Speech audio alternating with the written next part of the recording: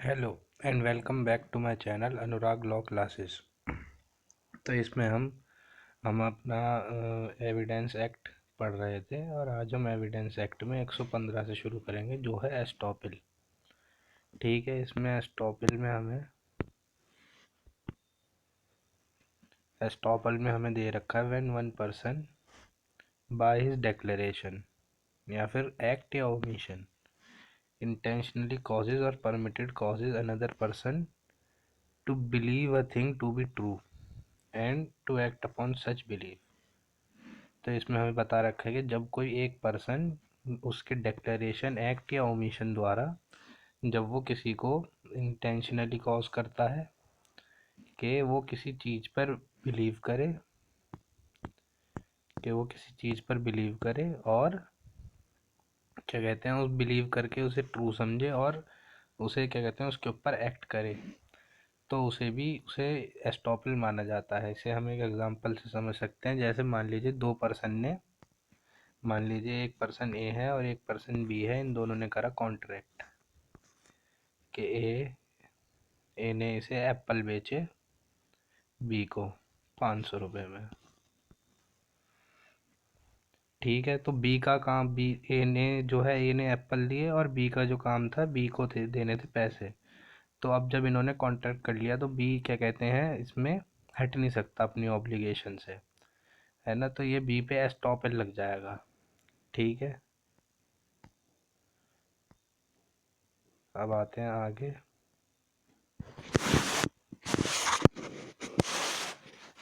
अब चलते हैं आगे।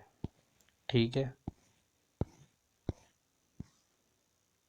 इसमें 116 फिर सेक्शन 116 इसमें हमें बता रखा है कि no tenant person claiming through such tenant shall during और कंटिन्यूंसी। इसमें हमें बता रखा है कि no tenant of immovable property or person claiming through such tenant during the continuance of tenancy be permitted to deny that landlord of such tenant had at beginning of the tenancy to a title of such immovable property and no person who came upon immovable property by licensee। अच्छा, तो इसमें हमें बता रखा है कि जब कोई टीनेंट है किसी इमूवेबल प्रॉपर्टी पे और अगर सवाल आता है कि ये जो लैंडलॉर्ड है तो ये जो लैंडलॉर्ड है ये इस इमूवेबल प्रॉपर्टी का मालिक है, तो टीनेंट क्या कहते हैं मना नहीं कर सकता है, क्योंकि बिगनिंग से है वहाँ पे टीनेंसी पे, ना, at the beginning of tenancy, तो वो मना नहीं कर सकता है कि ये मूवेबल प्रॉपर्टी लैंडलॉर्ड की नहीं है, किसी और पर्सन की है। ठीक है, अब आ जाते हैं आगे 117 पे। 117 में हमें बता रखा है estoppel of acceptor of bill of exchange bailee or licensee. तो इसमें हमें बता रखा है कि no acceptor of bill of exchange shall be permitted to deny that the drawer had the authority to draw such bill or to endorse it nor shall and the bailee. तो इसमें जो क्या कहते हैं अगर आपने इसमें बता रखा है कि अगर आपने बिल ऑफ एक्सचेंज एक्सेप्ट कर लिया है, अगर आपने कोई बिल ऑफ एक्सचेंज एक्सेप्ट कर लिया है और बाद में आप कहते हैं कि जो जिस पर्सन ने बिल ऑफ एक्सचेंज वो बनाया था वो क्या कहते हैं उस बिल ऑफ एक्सचेंज बनाने की तो उस पर कोई अथॉरिटी नहीं थी, या फिर उस पर कोई कहते हैं उस पर कोई वो नहीं थी अथॉरिटी उस बेलमेंट को देने की या फिर उस बिल ऑफ एक्सचेंज को बनाने की, तो आप बाद में ये नहीं कह सकते कि इसके पास अथॉरिटी नहीं थी तो ये बिल ऑफ एक्सचेंज ख़राब है मतलब। ठीक है, अब आज नेक्स्ट आ जाते हैं विटनेस पे। तो इसमें हमें तीन में बता रखा है 118, 119 और 120। तो हमें पहले में बता रखा है हु में टेस्टिफाई। तो हम कौन कौन टेस्टिफाई कर सकता है? All person competent to testify, मतलब हर पर्सन टेस्टिफाई करने के लिए कॉम्पिटेंट होता है unless court consider that they are prevented from understanding the question to put up to them or giving rational answer to the question by tender year, extreme old age, disease और whether body mind और any other cause of same kind। तो इसमें हमें बता रखा है कि हर person जो है कॉम्पिटेंट होता है टेस्टिफाई करने के लिए। ऑल पर्सन जो है एक्सेप्ट कौन कौन नहीं होता है, जो कि टेंडर ईयर्स में होता है यानी कि अपनी जवानी में होता है। मान लीजिए कोई 1-2 साल का बच्चा है, आप उसे क्या कहते हैं विटनेस नहीं बना सकते, क्योंकि वो सवाल ही नहीं समझ पाएगा, है ना। और इसमें जो दूसरा है वो है एक्सट्रीम ओल्ड एज। जब एक्सट्रीम ओल्ड एज में आ जाता है आदमी, तो भी वो रैशनल आंसर नहीं कर पाता है। और या फिर कोई डिसीज़ हो, या फिर या फिर कोई बॉडी या माइंड की कोई डिसीज़ हो, तो भी वो नहीं कर पाता है टेस्टिफाई। और इसमें एक्सप्लेनेशन दे रखा है कि lunatic is not incompetent to testify, कि ल्यूनेटिक जो है इनकॉम्पिटेंट नहीं होता है टेस्टिफाई करने के लिए, unless he is prevented by his lunacy from understanding the question put up to him and give rational answers. तो इसमें एक्सप्लेनेशन में हमें बता रखा है कि जो ल्यूनेटिक है वो टेस्टिफाई कर सकता है, ठीक है, अनलेस एंड अनटिल कि वो उसकी जो क्या कहते हैं उसे उस टाइम पे दौरे ना पड़े, जब वो गवाही दे रहा है उस टाइम पे उसे दौरे ना पड़े, और वो रेशनल आंसर दे पाए, जो उससे क्वेश्चन पूछे उसका वो आंसर दे पाए, तो वो टेस्टिफाई कर सकता है। अब 119 आता है, बहुत इंपॉर्टेंट सेक्शन है, इसे हम कहते हैं डम विटनेस। डम विटनेस कौन होते हैं? तो इसमें है कि witness unable to communicate verbally, कि विटनेस जो है वो कम्युनिकेट नहीं कर पा रहा है वर्बली। तो witness who is unable to speak may give his evidence in other manner. तो अगर वो अनेबल टू स्पीक है तो वो अदर मैनर में एविडेंस दे सकता है, बाय राइटिंग साइंस, है ना। और जो ये राइटिंग और साइन होंगे ये ओपन कोर्ट में होंगे, और एविडेंस शो शैल बी, तो ये ओरल एविडेंस माना जाएगा। इसमें हमें बता रखा है कि जब कोई पर्सन क्या कहते हैं जब कोई पर्सन बोल नहीं पाता है यानी कि डम्ब है, तो वो बाय राइटिंग या फिर बाय साइन क्या कहते हैं ओपन कोर्ट में दे सकता है, और वो जो एविडेंस देगा उसे ओरल एविडेंस माना जाएगा। और इसमें जो हमें प्रोवाइडेड में इसके प्रोविजो में दे रखा है कि जो अगर विटनेस है वो अनेबल टू कम्युनिकेट है, तो कोर्ट क्या कहते हैं इंटरप्रिटेटर या स्पेशल एजुकेटर की मदद ले सकता है, और जो स्टेटमेंट होंगी वो वीडियोग्राफ्ड होंगी, ठीक है। आगे चलते हैं 120 में, parties to civil suit and their wives और हस्बैंड, हस्बैंड और wife person under criminal trial. तो इसमें हमें बता रखा है कि जो सिविल प्रोसीडिंग होगी और क्रिमिनल प्रोसीडिंग होगी, इसमें हस्बैंड और वाइफ कॉम्पिटेंट विटनेस होंगे, ठीक है। 121 में हमें जज और मजिस्ट्रेट बता रखे हैं। 121 में हमें जज और मजिस्ट्रेट बता रखे हैं कि नो जज और magistrate shall except upon the special order of some court to which he is subordinate compelled to answer, ठीक है। इसमें बता रखा है कि जो भी जज और मजिस्ट्रेट होंगे, ठीक है, जब तक कि उनके पास स्पेशल ऑर्डर नहीं आता है उनके ऊपर सुपीरियर कोर्ट से, तब तक वो विटनेस नहीं बनेंगे, ठीक है। नेक्स्ट आ जाते हैं हम 122 में। इसमें बता रखा है कि कम्युनिकेशन ड्यूरिंग मैरिज। तो इसमें जो भी पर्सन होंगे, जो भी क्या कहते हैं हस्बैंड और वाइफ होंगे जो कि मैरिड हैं, जो कि मैरिड है, नो पर्सन हु इज़ और हैज़ बीन मैरिड, ठीक है, shall be compelled to disclose any communication made to him. तो इसमें बता रखा है कि जो भी मैरिज के दौरान जो भी कम्युनिकेशन होगी हस्बैंड और वाइफ के बीच, उन दोनों की कम्युनिकेशन को कंपेल नहीं किया जा सकता, मतलब इन्हें कंपेल नहीं किया जा सकता कि आप आके गवाही दो एक दूसरे के खिलाफ, क्योंकि हस्बैंड और वाइफ को एक ही एंटिटी माना जाता है, ठीक है। 123 में आता है evidence as to affairs of state. तो इसमें स्टेट अफेयर्स के बारे में भी क्या कहते हैं कंपेल नहीं किया जा सकता। तो इसमें बता रखा है कि no one shall be permitted to give any evidence derived from unpublished official records relating to any state affairs of state except with the permission of officer of the head of department.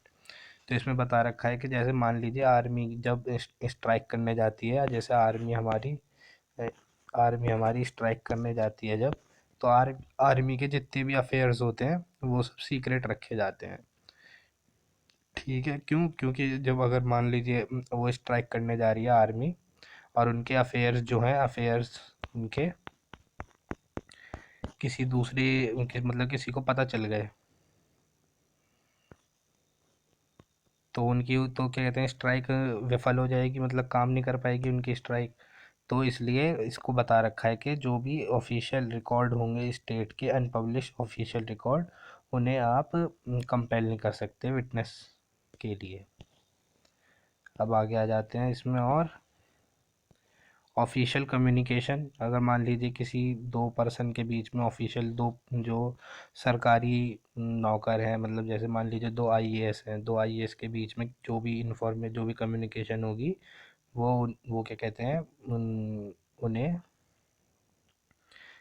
उनके लिए क्या कहते हैं privilege communication बन जाता है कि उन्हें फिर हमें क्या कहते हैं कंपेल नहीं कर सकते उन्हें हम कि वो कोर्ट में आके एविडेंस दे। 126 में हमें प्रोफेशनल कम्युनिकेशन दे रखा है कि प्रोफेशनल कम्युनिकेशन में नो बैरिस्टर, अटर्नी, प्लीडर और वकील any time be permitted unless his client express consent to disclose any communication made to him in course for any purpose of his employment। ठीक है। Barrister, pleader, attorney और वकील by on behalf of his client state the contents and condition of any document which he has become acquainted in course for some purpose of his professional employment।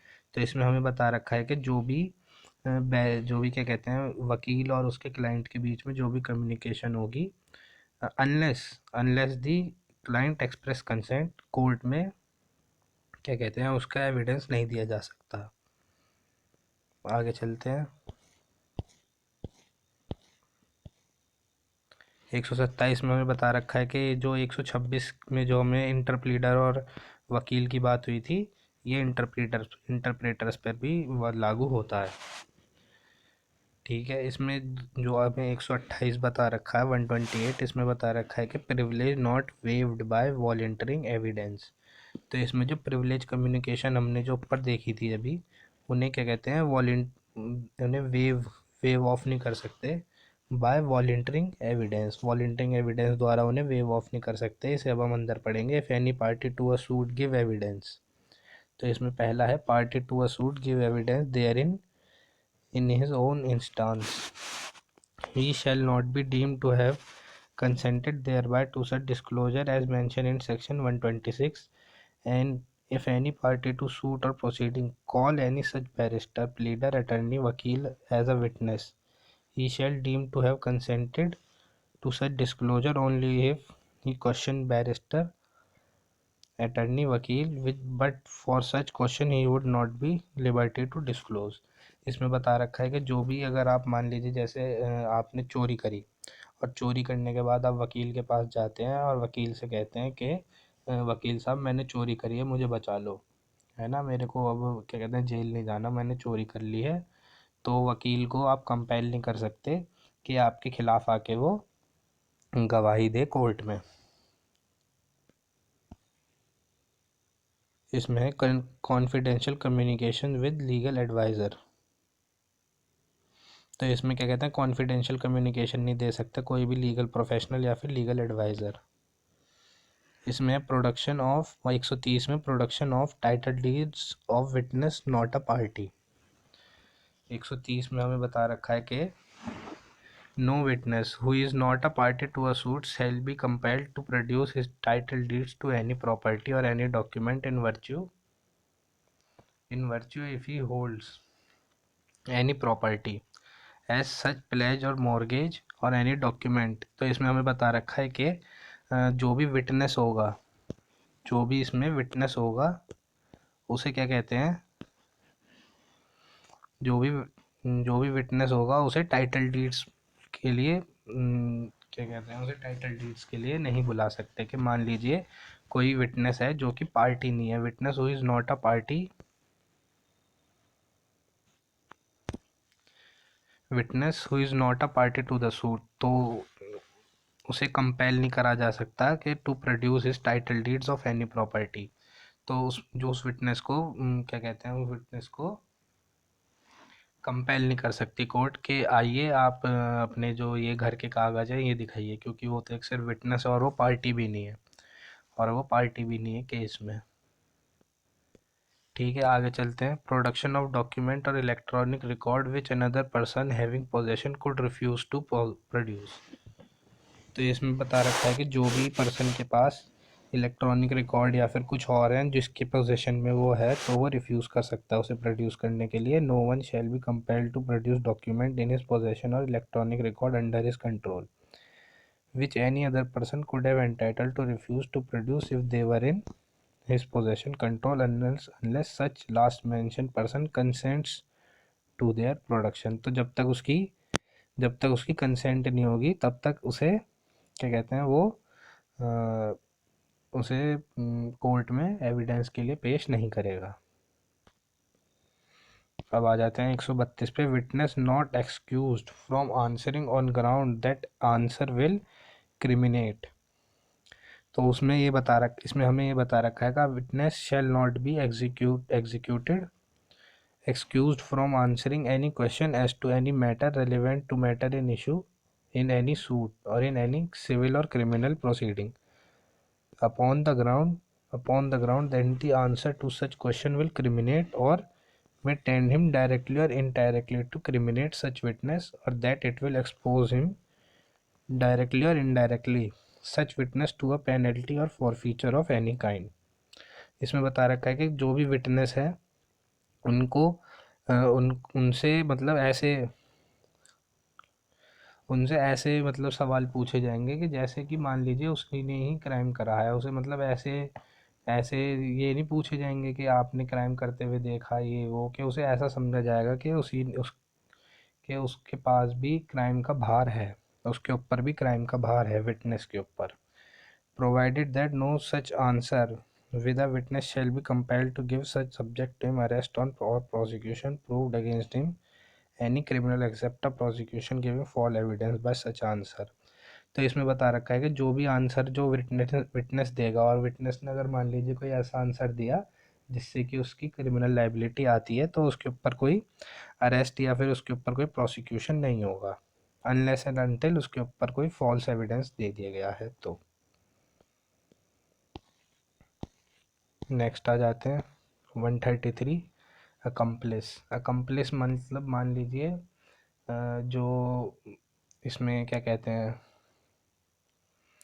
इसमें witness जो होता है, accused person का जो witness होता है उसे accomplice कहते हैं। An accomplice shall be a competent witness against an accused person and conviction is not illegal merely because it proceeds upon uncorroborated testimony of an accomplice. तो अकम्पलिस में हमें बस इतना ही बता रखा है कि वो विटनेस होगा, कॉम्पिटेंट विटनेस होगा अक्यूज्ड पर्सन के खिलाफ, और जो अनकॉर्बोरेटेड टेस्टिमनी नहीं होगी उसकी उसकी कॉर्बोरेटेड टेस्टिमनी होगी जो अकम्पलिस देगा। अकम्पलिस मान लीजिए एक तरीके से वो होते हैं, जैसे आपने मूवीज़ में देखा होगा रैट जिसे कहते हैं, जो कि खबरी खबरी जिसे कहते हैं एक तरीके से। 134 में हमें बता रखा है नंबर ऑफ विटनेस। तो इसमें नो पर्टिकुलर नंबर बता रखा है कि कोई विटनेस का कोई नंबर नहीं होना चाहिए। विटनेस का भार मतलब एक एविडेंस का भार देखा जाता है, ना कि वो कितने नंबरों में उसे लेके आ रहे हो आप, वो नहीं देखा जाता। एविडेंस का भार, evidence be weighted not counted. ठीक है, आगे आ जाते हैं इसमें 135 एग्जामिनेशन आ गया। अब इसमें एग्जामिनेशन पढ़ेंगे तो 135 से हमारा एग्जामिनेशन शुरू है। Order of production and examination of witness. तो इसमें हमें बता रखा है कि एग्जामिनेशन कैसे होगा विटनेस का और उसका प्रोडक्शन क्या होगा। तो ये जो है रेगुलेटेड बाय लॉ है। और अगर जैसे मान लीजिए जो विटनेस का, इसमें मैं आपको बता देता हूँ, order in which witness are produce and examine shall be regulated by law. तो ये जो जिस तरीके से वो एग्जामिन और प्रोड्यूस्ड होंगे वो रेगुलेटेड बाय लॉ है, और अगर लॉ क्या कहते हैं उसे नहीं बताता है तो on the discretion of the court है। ठीक है, आगे चलते हैं। जज टू डिसाइड एडमिनिसिबिलिटी ऑफ एविडेंस। तो इसमें बता रखा है कि जज जो है कभी भी किसी भी एविडेंस को ले सकता है, किसी या फिर किसी भी एविडेंस को मंगा सकता है, और उसकी एडमिनिसिबिलिटी तय कर सकता है जज। Whether any party possess any proposes to give evidence of any fact, the either party proposes to give evidence of any fact, judge may ask the party proposing give the evidence in what manner alleged fact it if proved would be relevant, and the judge shall admit the evidence if he thinks fit, if proved would be relevant and not otherwise। तो अगर जज को लगता है कि ये evidence जो है सही है मतलब एडमिनिसेबल है, तो वो उस एविडेंस को ले सकता है और वो उसे रेलिवेंट मानेगा। ठीक है, आगे चलते हैं। इसमें हमें एग्जामिनेशन, क्रॉस एग्जामिनेशन और री एग्जामिनेशन बता रखा है 137 में। तो आइए पढ़ते हैं क्या होता है। Examination in chief. पहला, examination of witness by party. Examination of witness by the party who calls him shall be called in examination in chief। तो इसे हम एक तरीके से ऐसे मान सकते हैं कि जब प्रोसिक्यूशन क्या कहते हैं, प्रोसिक्यूशन डिफेंस का एग्जामिनेशन करे। ठीक है। क्रॉस एग्जामिनेशन में क्या होता है, क्रॉस एग्जामिनेशन में हमें बता रखा है कि जब क्या कहते हैं, the examination of witness bye adverse party shall be called cross examination. तो इसमें हमें सेकंड में हमें बता रखा है बाय एडवर्स पार्टी। तो इसमें तो पहले एग्जामिनेशन इन चीफ में तो पहले प्रोसिक्यूशन क्या कहते हैं, डिफेंस का एग्जामिनेशन ले रहा था। दूसरे में हमने देखा कि प्रोसिक्यूशन ने डिफेंस का एग्जामिनेशन लिया और डिफेंस ने प्रोसिक्यूशन का एग्जामिनेशन लिया। और तीसरे में री एग्जामिनेशन क्या होता है, री एग्जामिनेशन में प्रोसिक्यूशन डिफेंस का एग्जामिनेशन लेगा और फिर डिफेंस प्रोसिक्यूशन का एग्जामिनेशन लेगा। क्रॉस में ऐसे क्रॉस हो जाता है और एग्जामिनेशन चीफ में बस एक ही तरफ से होता है। ठीक है, अब आ जाते हैं 138 पे, order of examination. Order of examination पढ़ते हैं। Witness shall be first examined in chief and then cross examined and then re examine. तो पहले जैसे हमें ऊपर का ऑर्डर दे रखा है कि पहले एग्जामिनेशन इन चीफ होगा, पहले फिर क्रॉस एग्जामिनेशन होगा, फिर री एग्जामिनेशन होगा। इनका ये ऑर्डर ये है। ठीक है, आगे बढ़ते हैं।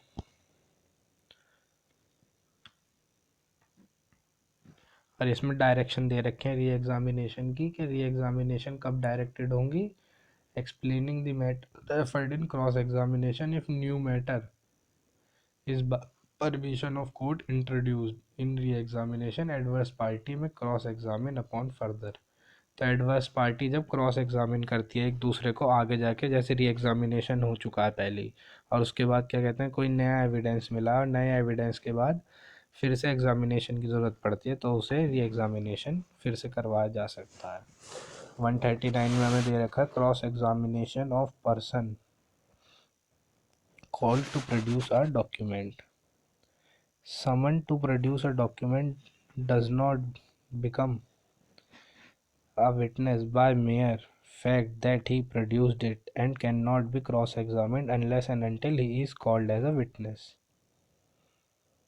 तो इसमें बस डॉक्यूमेंट के बारे में बता रखा है कि किसी डॉक्यूमेंट का भी क्रॉस एग्जामिनेशन हो सकता है। 140 में हमें क्या बता रखा है, witness to character. Witness to character में भी cross examined and re examined. बहुत छोटी सी बात है कि विटनेस टू कैरेक्टर भी क्रॉस एग्जामिन और री एग्जामिन किया जा सकता है। 141 में हमें लीडिंग क्वेश्चन दे रखे हैं। लीडिंग क्वेश्चन वो होते हैं कि जिनका आप येस और नो में आंसर कर सकते हैं। ठीक है, any question suggesting the answer which the person putting it wishes or expect to receive is called leading question. तो लीडिंग क्वेश्चन हमें 141 में पता चल गए। अब उन्हें बता रखा है कि when they must not be asked. तो लीडिंग क्वेश्चन जो है कब कब नहीं पूछे जाते, तो लीडिंग क्वेश्चन एडवर्स पार्टी द्वारा एग्जामिनेशन इन चीफ और री एग्जामिनेशन में नहीं पूछे जाते। ठीक है, और इसमें कब पूछे जा सकते हैं, तो इसमें बता रखा है कि लीडिंग क्वेश्चन जो है क्रॉस एग्जामिनेशन में पूछे जा सकते हैं। 143 में हमें ये बता रखा है। अब आगे आ जाते हैं 144 पे। Evidence as to matter is in writing, any witness may be asked under examination whether any contract, grant or disposition of property as to which he is giving evidence was not contained in a document. If he says that it was, or if he is about to make any statement as to contents of any document in opinion of court ought to be produced. Adverse party adverse party may object to such evidence being given until such document is produced or until fact has been proved which entitle the party to who called the witness and to give secondary evidence of it. तो हमें 144 में ये बता रखा है कि witness से पूछा गया एग्जामिनेशन के अंदर में कि कोई कॉन्ट्रैक्ट, ग्रांट या डिस्पोजिशन के बारे में वो कोई एविडेंस देना चाहता है जो कि डॉक्यूमेंट में नहीं है, और वो कहता है कि हाँ वो देना चाहता है, तो वो क्या कहते हैं दे सकता है, जिसको सेकेंडरी एविडेंस माना जाएगा। इसमें ज़्यादा बड़ी बात नहीं कही है, आगे आ जाते हैं। 145 cross examination as to previous statements in writing. तो इसमें हमें बता रखा है कि a witness be cross examined as to previous statement made by writing or reduced into writing are relevant to matters in question without such writing be shown to him or being proved if it is intended to contradict him by the writing must before the writing can be proved be called those parts of it and are such to be purpose of contradicting him।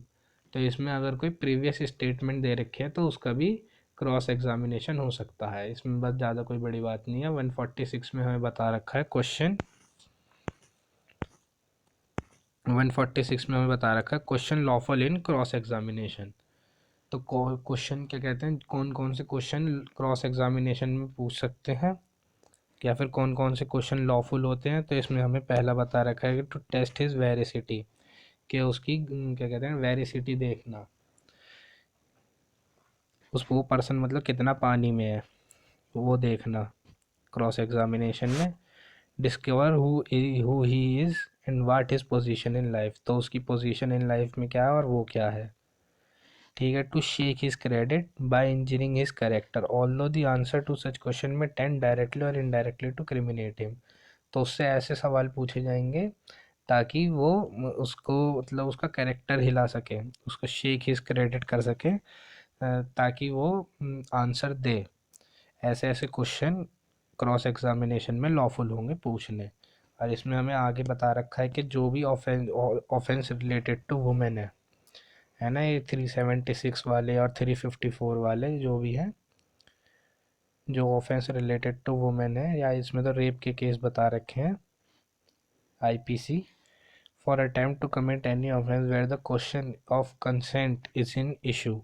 तो इसमें बता रखा है कि जो rape वाले मामले हैं और उनमें जो कंसेंट का जो मामला है, द क्वेश्चन ऑफ कंसेंट, जो कंसेंट का जो मामला है वो इशू में है। It shall not B permissible to adduce evidence or to put question in cross examination of the victim। तो इसमें क्या कहते हैं विक्टिम से क्रॉस एग्जामिनेशन या फिर कोई एविडेंस का एड्यूसमेंट नहीं किया जाएगा।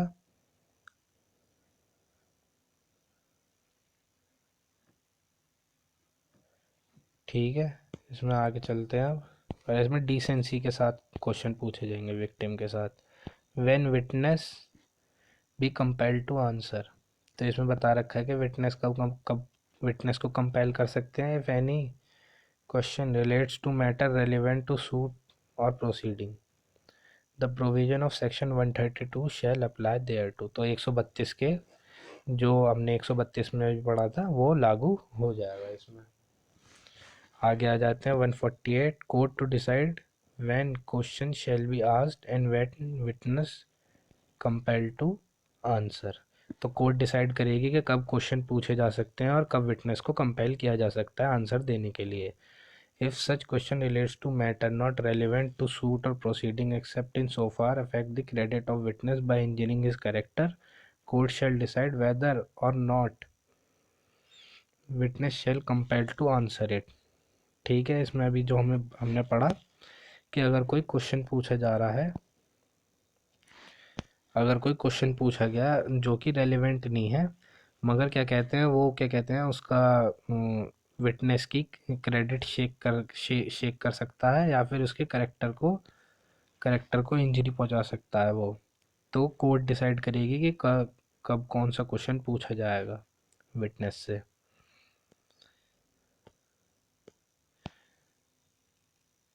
The court shall have record in the following consideration. तो इन सब कंसिडरेशन को देख के कोर्ट जो है, कोर्ट क्या कहते हैं, कोर्ट कंपेल, कोर्ट बता सकते हैं कब आप आंसर कर सकते हैं। ठीक है, अब आ जाते हैं 149 में, question not to be asked without reasonable ground. तो इसमें हमें बता रखा है कि no question referred in 148 to be asked. तो 148 में जो भी क्वेश्चन हमें दे रखे हैं वो पूछे नहीं जाएंगे विदाउट रीजनेबल ग्राउंड। ठीक है, 150 पे आ जाते हैं, question asked without reasonable ground. कि इसमें अगर कोई क्वेश्चन पूछे गए हैं विदाउट रीजनेबल ग्राउंड तो वो कंपेल करने के लिए उसे कंपेल नहीं किया जा सकता। 151 में हमें दे रखा है इंडिसेंट एंड स्कैंडलस क्वेश्चंस। तो इसमें कोर्ट में फॉरबिड एनी क्वेश्चन और inquiries regards as indecent and scandalous. तो जो भी इंडिसेंट और स्कैंडलस क्वेश्चन होंगे कोर्ट उन्हें फॉरबिड कर देगी। 152 में हमें बता रखा है इंसल्ट और to annoy, question intended to insult और अनॉय। तो कोर्ट क्या कहते हैं, अगर जो भी क्वेश्चन है जो इंसल्ट या अनॉय करने के लिए है तो कोर्ट क्या कहते हैं उसे फॉरबिड कर देगी। 153 में बता रखा है exclusion of evidence to contradict answer to answer testing veracity, testing veracity. तो इसमें बता रखा है कि witness has been asked and answered any question which to the inquiry in so far shake his credit by injuring his character. No evidence shall be given to contradict him. If answers falsely, may afterwards be charged with false evidence. तो इसमें बता रखा है कि जब क्या कहते हैं उसको एविडेंस लिया गया उससे विटनेस से कि और उसका क्रेडिट शेक कर दिया गया बाय इंजरिंग हिज कैरेक्टर, है ना, तो उसके कैरेक्टर को इंजरी करी और उसको मतलब उसका मनोबल तोड़ के उससे आंसर ले लिए गए, तो उसके खिलाफ उसके कॉन्ट्राडिक्ट में कोई एविडेंस नहीं दिया जाएगा जब तक कि वो फॉल्स नहीं दिया गया है। इसमें इसका एक्सेप्शन 1 है, if witness is asked whether he has been previously convicted of any crime and denies it, तो एविडेंस में be given of his previous conviction.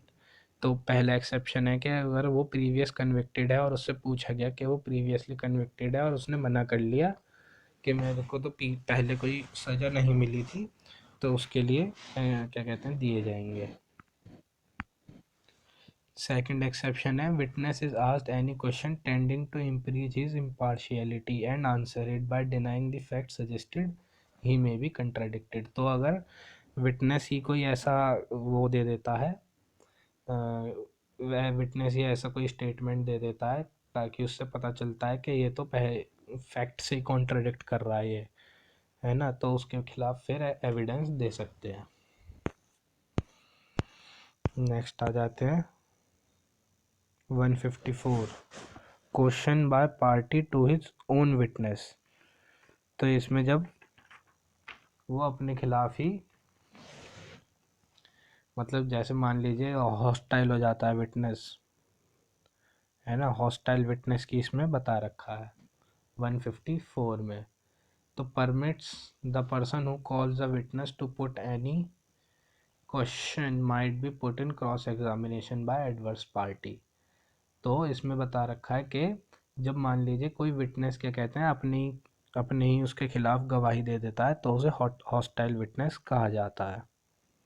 Whenever a prosecution witness turn hostile, his testimony cannot be discarded। ठीक है, तो जब वो hostile हो जाता है तो उसकी टेस्टिमनी क्या कहते हैं डिस्कार्ड नहीं करी जा सकती है। 155 इम्पीचिंग क्रेडिट ऑफ विटनेस। तो इसमें बता रखा है कि विटनेस को इम्प्रीच उसका क्रेडिट इम्प्रीच कैसे करा जा सकता है कि जब वो अनवर्दी है। The credit of witness may be impeached in following ways by adverse party or with the consent of court. तो क्रेडिट ऑफ विटनेस क्या कहते हैं इम्प्रीच करा जा सकता है impeached in following ways by adverse party or the consent of court. तो adverse party द्वारा करा जा सकता है और by the consent of court. तो पहला तो है इसमें अनवर्दी ऑफ क्रेडिट। ठीक है, कि वो अनवर्दी है, उसने जो स्टेटमेंट दिया वही खराब है। दूसरा है विटनेस हैज़ बीन ब्राइब्ड और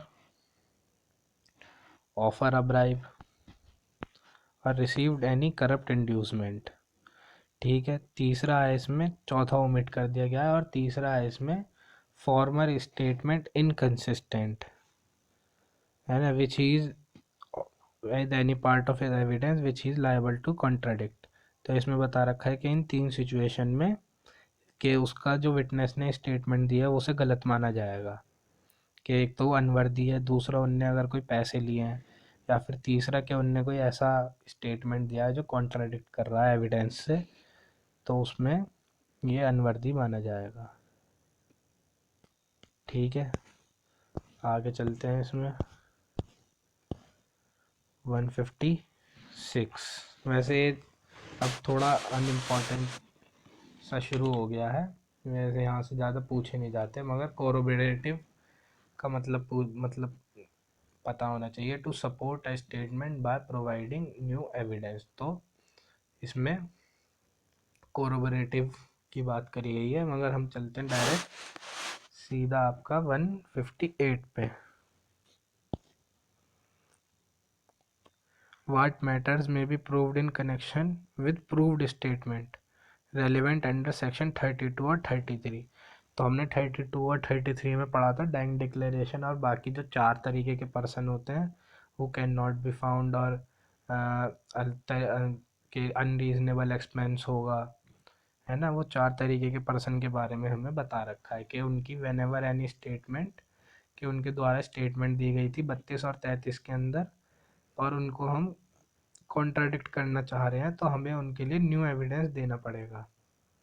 ठीक है, इन ऑर्डर टू इम्प्रीच और confirm the credit of person if that person has been called as a witness.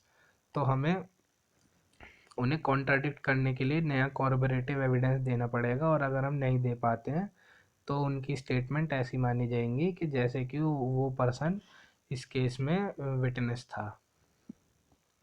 159 में हमें रिफ्रेशिंग मेमोरी दे रखा है कि अगर मान लीजिए बहुत साल हो गए हैं केस चलते चलते, तो और बहुत पहले हुई थी एग्ज़ामिनेशन और बाद में एग्ज़ामिनेशन होने के बहुत बाद में अगर जज पूछता है उस किसी भी एक्यूज से या किसी भी उससे विटनेस से सवाल, और वो कहते हैं कि सर हमें अभी याद नहीं आ रहा है, हमें मतलब रिफ़्रेश करनी पड़ेगी अपनी मेमोरी, तो कोर्ट क्या कहते हैं उसे वो चीज़ दिखा सकती है ताकि उसकी मेमोरी रिफ़्रेश हो जाए।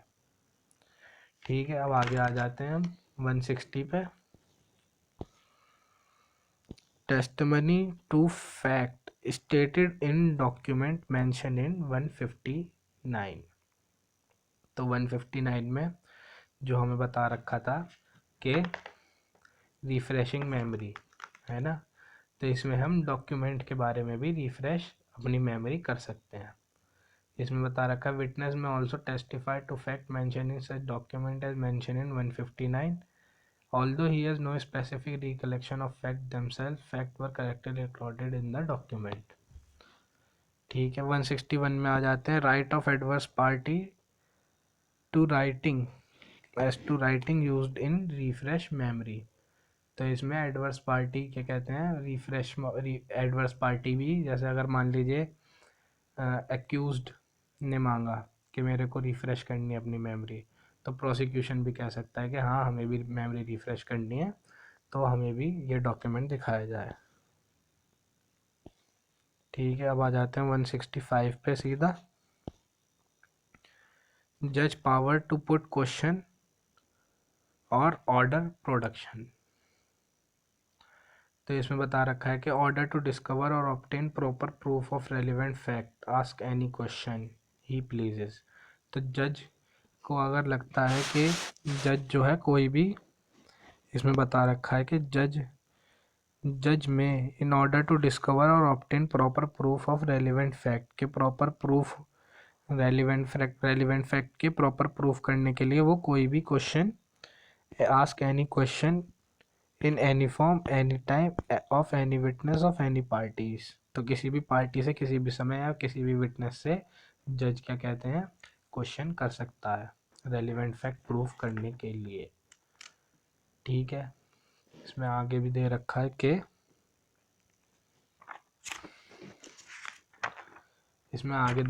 कि provided that this section shall not authorize any judge to compel any witness to answer any question, produce or any document। अच्छा, तो इसमें जो प्रिविलेज कम्युनिकेशन में जो होंगी जज उसके लिए नहीं कर सकता, जैसे कम्युनिकेशन ड्यूरिंग मैरिज के लिए आप नहीं कर सकते हैं, और अगर या फिर वो इम्प्रॉपर हुई तो भी जज उसे नहीं कर सकता। अब आ जाते हैं लास्ट सेक्शन पे हमारे इंडियन एविडेंस एक्ट का 167। No new trial for improper admission और रिजेक्शन ऑफ एविडेंस। तो अगर इम्प्रॉपर एडमिशन हुआ है या रिजेक्शन ऑफ एविडेंस हुआ है तो उसके लिए नया ट्रायल नहीं किया जाएगा। ठीक है, तो हमारा ये इंडियन एविडेंस एक्ट ख़त्म हो गया है आज। अगर आप मेरी वीडियो देख रहे हैं तो आपका बहुत बहुत धन्यवाद, और आप मेरे चैनल को लाइक शेयर एंड सब्सक्राइब ज़रूर करें। Thank you.